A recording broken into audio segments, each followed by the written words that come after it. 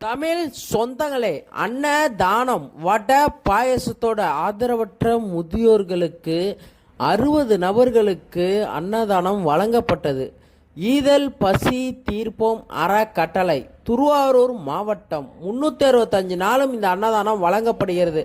தயவு செஞ்சு ஷேர் பண்ணுங்க, உங்களால் முடிஞ்சது உதவுங்க மக்களே.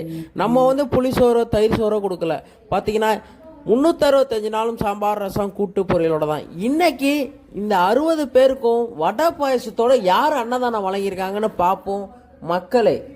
மணக்கால் ஐயம்பேட்டை சோமு முதலியார் தாயார் அங்காள அம்மாள் நினைவு நாள் இன்று 60 நபர்களுக்கு வடை பாயசத்தோடு அன்னதானம் வழங்கினார்கள்.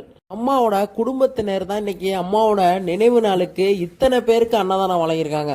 அம்மாவோட புள்ள